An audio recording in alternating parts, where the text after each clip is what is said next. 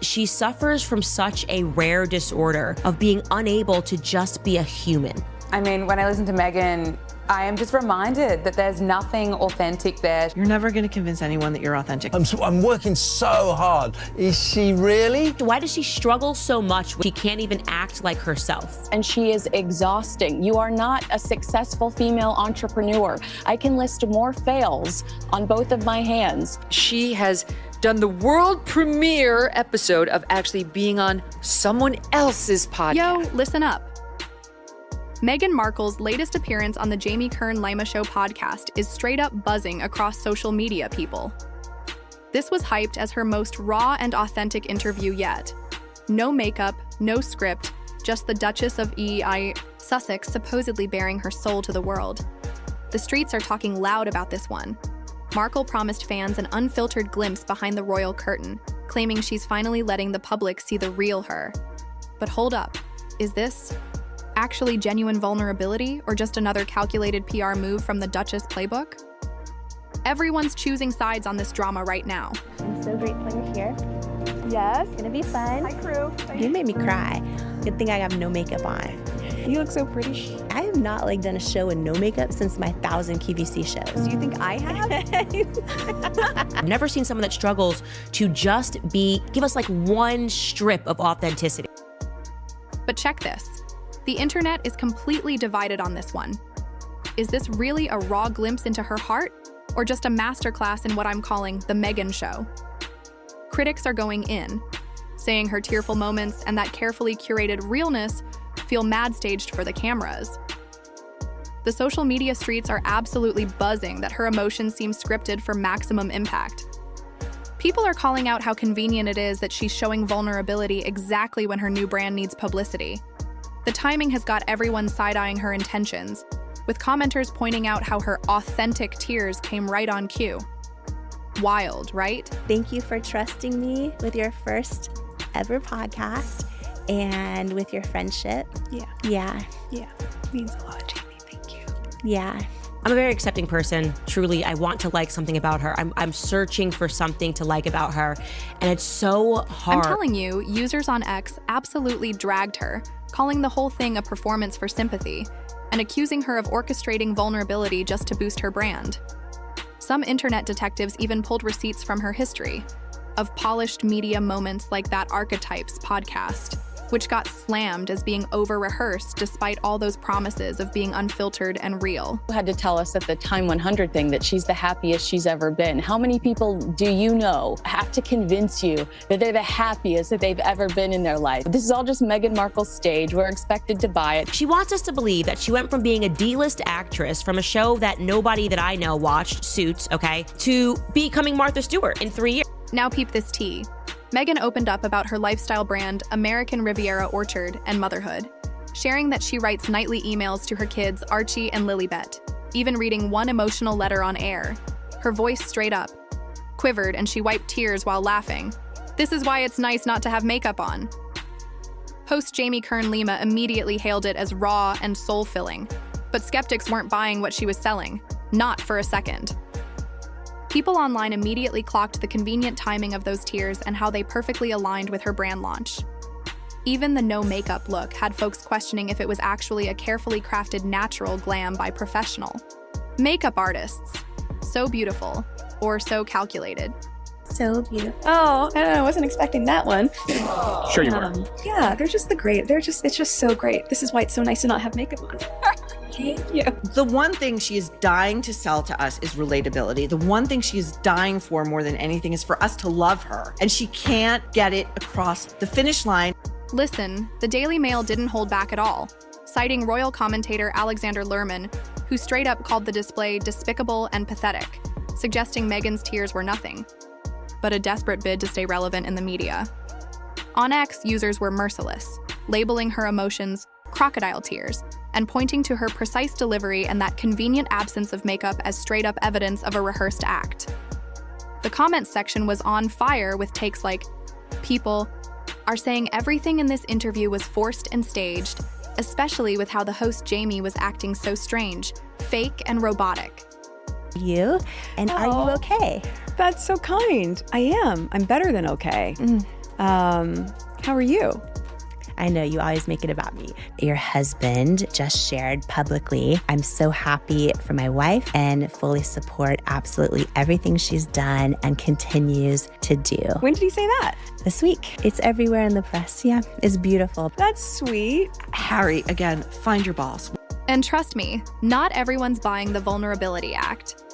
Megyn Kelly went all the way in, labeling Meghan a malignant narcissist who's been milking her royal status for sympathy and clicks since day one.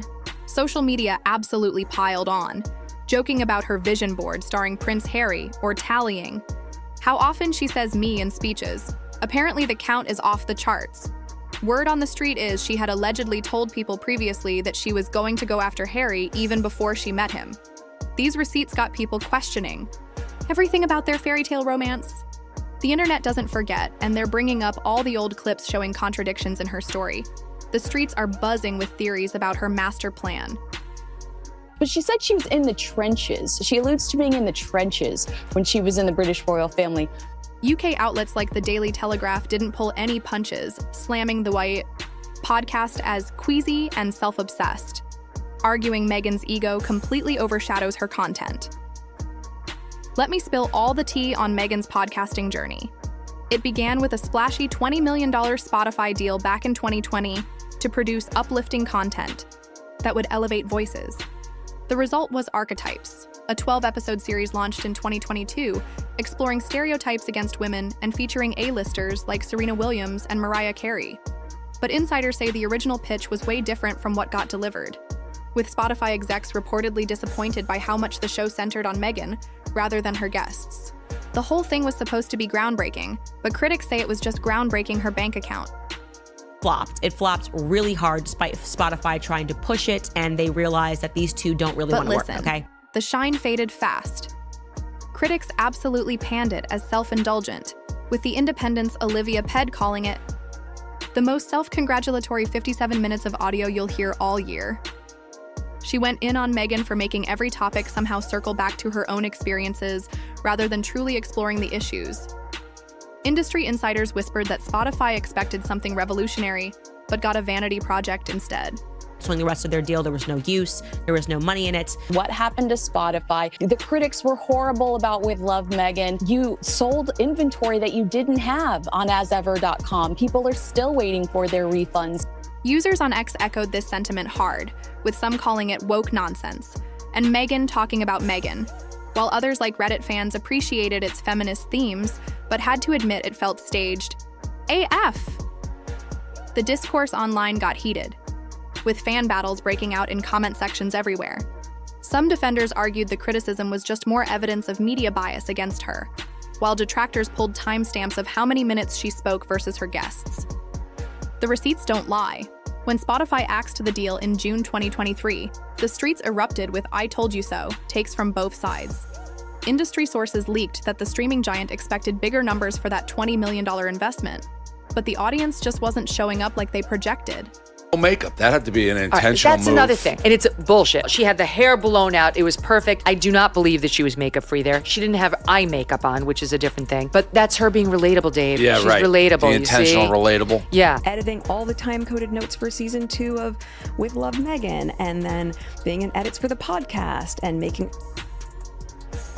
being a mom and a wife and a friend. Yes, the work ethic must just be grueling, writing social media captions, deciding what she's going to wear. Meghan's bare-faced, sweatpants look was pitched as a major break from royal polish, but skeptics are calling it a classic PR move straight out of the Celebrity Handbook.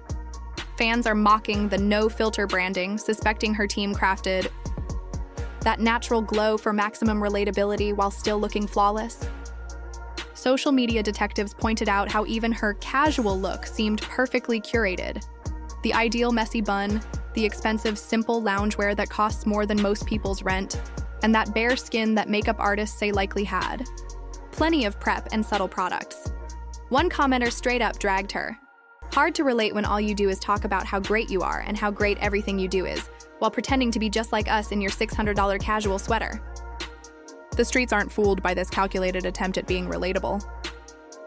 like working hard, and I'm still working hard. The moment that everything sells out, it doesn't mean that we're done. Yeah. It means we're working on replenishment and what are the next SKUs and what's the next tranche of products and what's the timing on that, and writing the newsletters and writing the social media captions and making sure that all that feels in line. Being one of the most privileged people on the planet, she still won't talk about how hardworking she is, which includes coming up with Instagram captions. And being a mom and a wife and a friend. Oh, yeah, Those are right. all jobs. I mean, I love being that busy, but I do think it's really interesting when people have no sense of what goes into the thing. Yeah. It's too much for me. There's only small doses of that podcast I can consume. The finish line was really the starting line. That would infuriate me, like, as someone who's trying to start a business, struggling, because, like, you're Hard in to the get. royal family. Yes. So to complain about, the business, you don't have to, if you don't want to show up, if you don't want to do the schedule, you don't have to do anything you don't want to do. Right. You're living in literally, like.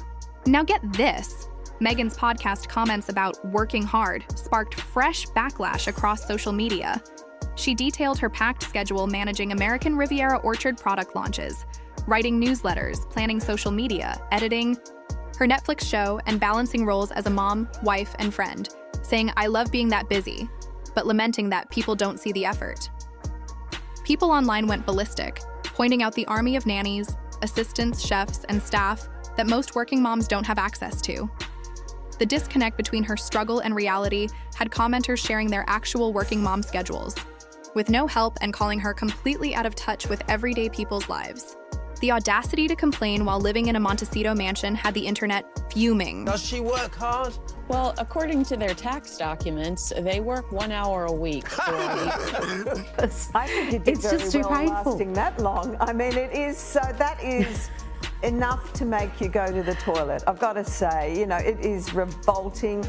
That woman is just something. She had the nerve to say, "It's so hard to keep up with product orders when you sell out as expected." Like, really?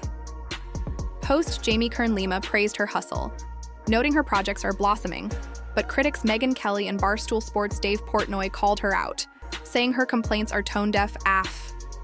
They argued that her royal privilege and massive resources make her struggles completely unrelatable to actual entrepreneurs who risk everything with no safety net.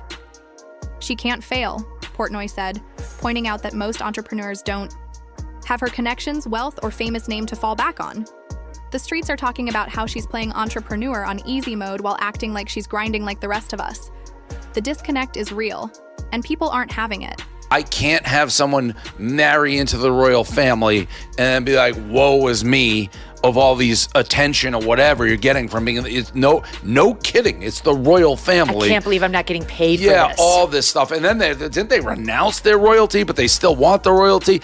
Kelly doubled down hard, framing her hard work narrative as part of a calculated victim act designed to make her seem both successful and struggling at the same time. Users on X echoed this sentiment with fire takes, quoting Meghan's "I work so hard" line for Kelly to absolutely skewer in her commentary. Social media detectives pulled clips comparing her hard work comments with previous interviews, where she described leisurely mornings and self-care routines that most working people could only dream about. The contradiction had people questioning her entire narrative about hustling and grinding. One viral comment read, "She wants the respect of being a hard worker without actually doing the hard work that regular people do every day with none of her privileges." The streets aren't buying what she's selling. Most of the working mothers in America do not have help. Exactly right, exactly right. Here today for such an exciting conversation that I promise you is going to fill your soul Kelly today. doubled down hard, framing her hard work narrative as part of a calculated victim act designed to make Meghan seem both successful and struggling simultaneously. Users on X echoed this sentiment with fire takes, quoting Meghan's "I work so hard" line for Kelly to absolutely skewer in her brutal commentary. The takedown went viral with clips comparing Meghan's complaints to actual working mothers juggling multiple jobs with no help. One comment that got thousands of likes read, "Imagine complaining about working hard when you have staff for everything while living in a mansion bought with money you got for trashing your in-laws." The internet receipts showed her contradicting herself in different interviews about her daily routine, with timestamps proving the inconsistencies in her hard-working narrative. The streets are saying she's trying to have it both ways. Yo, The host. What's happening with her? If people didn't know who was who, The and weird, the expression, yeah, it was between two ferns. The podcast host Jamie Kern Lima didn't escape the scrutiny either. Critics, including YouTube commentator The Royal Rogue, called her out for that painfully awkward delivery with a high-pitched, cheerleader-like tone that felt as rehearsed as Meghan's tears. Viewers couldn't get over Lima's exaggerated reactions. Constant head nodding, and perfectly timed gasps that seemed practiced rather than genuine. Some compared it to those infomercial hosts who act amazed by basic products, saying Lima treated every Meghan comment like it was the most profound statement ever made. Social media clips isolated her most over-the-top reactions, creating compilation videos that went viral showing just how scripted the authentic conversation appeared. The secondhand embarrassment had viewers cringing hard. Meghan, and telling us that Meghan, by wearing a brand of jeans, has gotten women out of human trafficking. Okay. Lima's effusive. Praise gushing over Meghan's authenticity and hustle with exaggerated enthusiasm struck many as forced F, like a scripted hype woman in a carefully staged production. The way she kept interrupting with, "That's so beautiful," and "You're amazing," had viewers rolling their eyes so hard they could see their own brains. Body language experts on TikTok broke down the interview, pointing out how Lima's reaction seemed timed rather than natural, with her expressions changing before Meghan even finished emotional statements, as if she knew what was coming. One viral comment noted, "It's like watching a talk show host who was given specific instructions to make the guests look good no matter what they say. The fake enthusiasm was so thick, you could cut it with a knife." Girl, you lived in a castle. Like, you got a princess title. People were falling at your, people would run your bathwater for you. I mean, I could list the things, the perks, I could list them forever. It's like they're both reading from the same PR playbook, one viewer noted, pointing to Lima's tendency to mirror Meghan's emotional cues with over-the-top reactions and rehearsed-sounding validation. The synchronization between host and guest was so obvious that people started timing how quickly Lima would jump in with affirmation after any of Meghan's statements. Social media detectives noticed how Lima would nod before Meghan even made her points, suggesting she knew what was coming next. The comment sections exploded with observations about their matching energy, perfectly timed emotional peaks, and how neither seemed to naturally react to the other, instead following what looked like a predetermined emotional journey for viewers. Even Lima's body positioning seemed strategically arranged to frame Meghan in the most flattering light possible.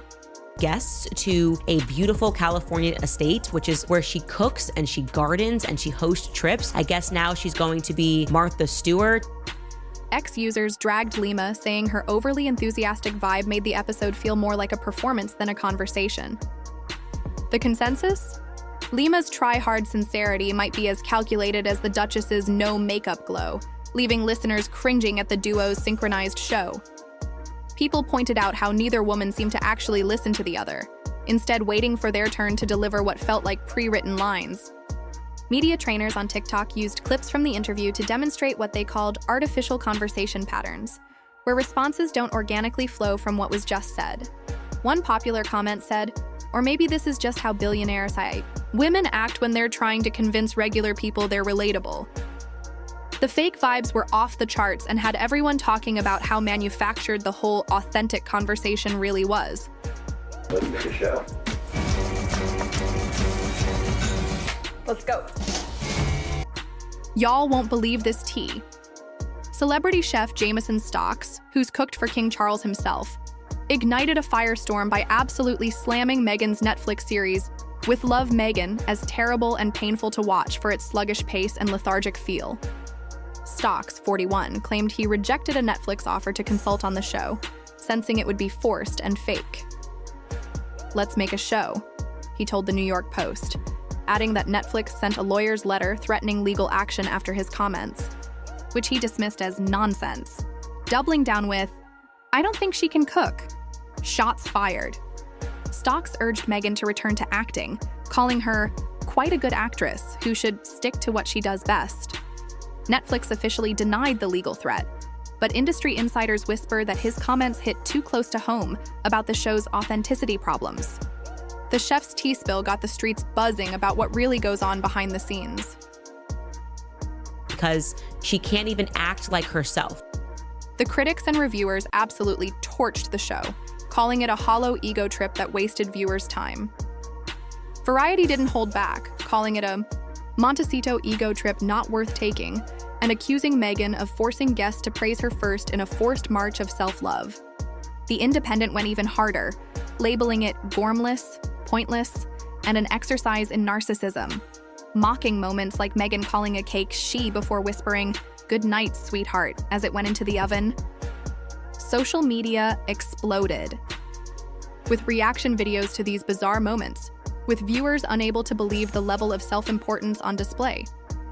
This appealed to? Oh, her neighbors are about the people who could probably afford the ingredients and could have a backyard filled with honeybees. This could appeal to Oprah Winfrey and basically no one else, least of all in the economy that we're all just coming out of. The Times' Carol Midgley went even further, warning viewers expecting a smug, syrupy endurance watch that it was so much worse, while Vulture dubbed it a deranged, bizarro world voyage into the center of nothing. Tired of some of these media outlets continuing to elevate this person when the reality is she's a grifter. Fake it till you make it. We don't accept that anymore. We want authenticity. Netflix executives reportedly panicked at the disastrous reception, with industry insiders claiming emergency meetings were held to discuss whether to continue with planned additional seasons. The viewership numbers supposedly dropped dramatically after the first episode, with most viewers not even making it through the entire season. The streets are saying this might be Meghan's biggest media failure yet. The streets are buzzing that Netflix is trap.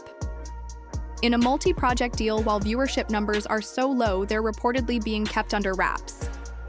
Will this be the end of Meghan's media empire dreams, or can she turn this ship around?